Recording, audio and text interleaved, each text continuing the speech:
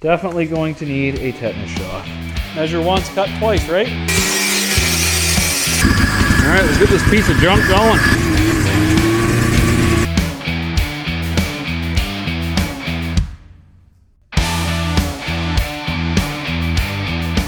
All right, I am attempting to replace the seat cover on this old Everest. As you can see, this seat cover is just toast. There's nothing there. It's just, it's garbage. Complete garbage. I ordered a new cover on eBay. It showed up the other day. I've already gone through and pulled all the staples out, and I'm also going to replace the plywood base for the seat too, because it is disgusting. It's completely rotted out. This piece of garbage off here. This thing is disgusting. That plywood is just shot. Already got that undone. And now we'll get this disgusting cover off this old foam. Ow, I just stabbed myself. Now I'm gonna need a tetanus shot. I'm gonna be wearing a hazmat suit for this. That's the tail light piece. The seat cover that I ordered for this thing, I actually made a mistake and I ordered it for the model year prior, so it's got a little bit of extra material at the front. I'm kind of taking a little bit of a gamble here, because what I'm hoping is that I can just take the extra material and just kind of fold it over the front. But look at this, that is just, there's nothing left of that. That's not stopping anything. And it's plywood. That's at least like 50 years old, I think, or close to. It's just, it's disgusting. Yeah, I'm gonna need a tetanus shot. The top portion of this foam, it's still holding its shape. What I might do is spray a little bit of expanding foam in the spots like kind of where it's broke down there a little bit. The backside here is just disgusting. I don't know what I might do with this. I'm sure I'll make a decision and then somebody in the comments is going to tell me that I made the wrong decision. Maybe what I'll do is I'll take that plywood base and I'll cut out a new piece while this is kind of drying off. Yeah, I think that might be a good idea. This is my first time doing this. I'm sure that's pretty obvious, because I am definitely not an upholsterer. I think what I'm going to do here, since I don't have a jigsaw, is I'm going to cut out the general square of this with my rip saw, and then I'll go at it with my oscillating tool just to get like those tight little turns and stuff there. I hate woodwork. I got my safety glasses on here. Anyway, I'm using my DeWalt saw, and I'm sure somebody in the comments is going to tell me that Milwaukee's better, and yeah, I don't care. Measure once, cut twice, right?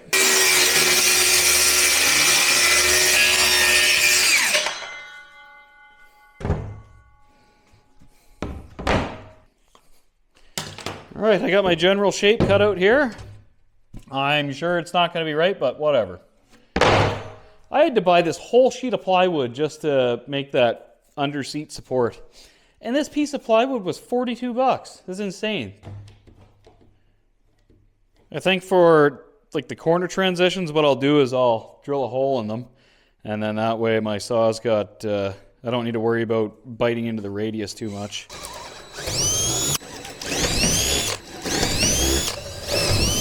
I've had enough wood chips in my eyes that I am not safety squinting this one. It's a good thing this is going to be covered in material, because that is embarrassingly bad.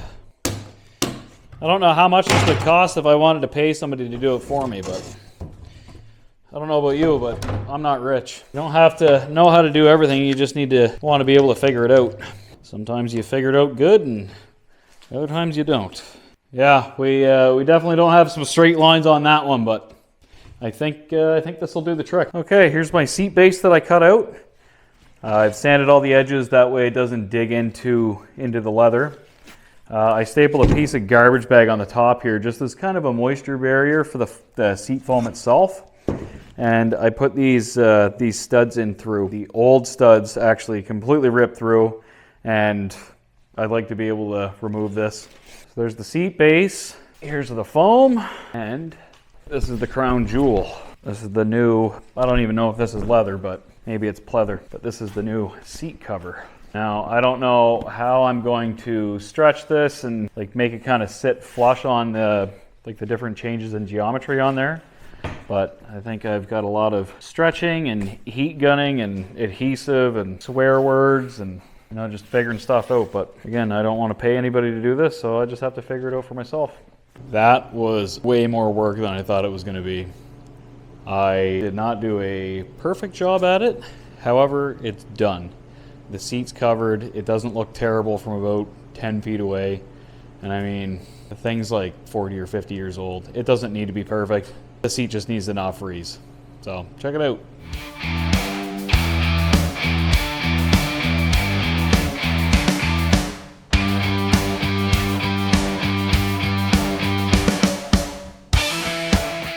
Personally, I think with that seat cover on there, although it's wrinkled and it's far from a professional job, I think it looks better.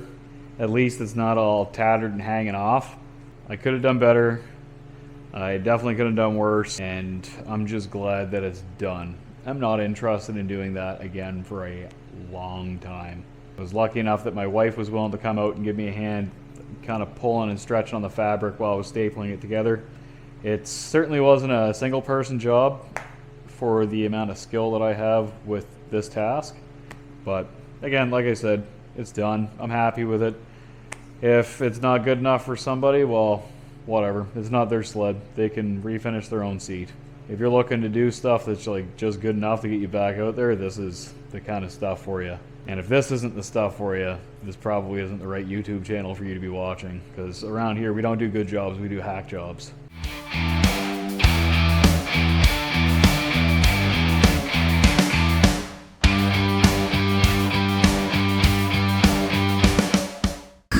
Alright, let's get this piece of junk going.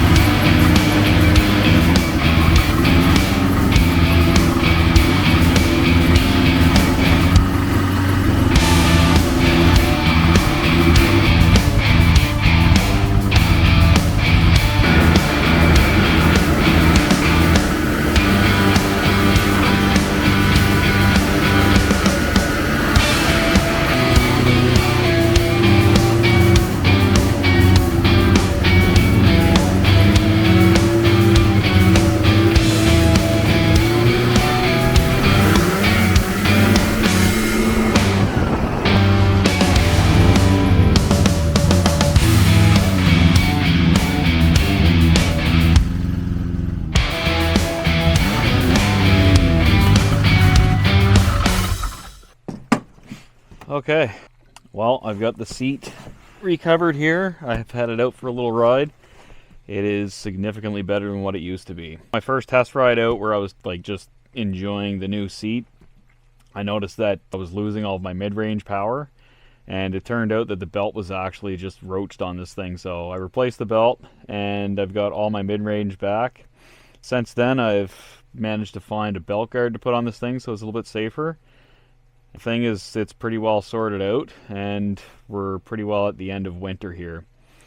But where this thing's fan cooled, I can run it on basically grass. Anyway, I think with the seat recovered on this thing, I think it looks a lot better. And thanks for watching the entire video if you've made it this far, and I will see you guys next week on the next video. I don't know if it's going to be sleds, bikes, or quads, but it'll be something.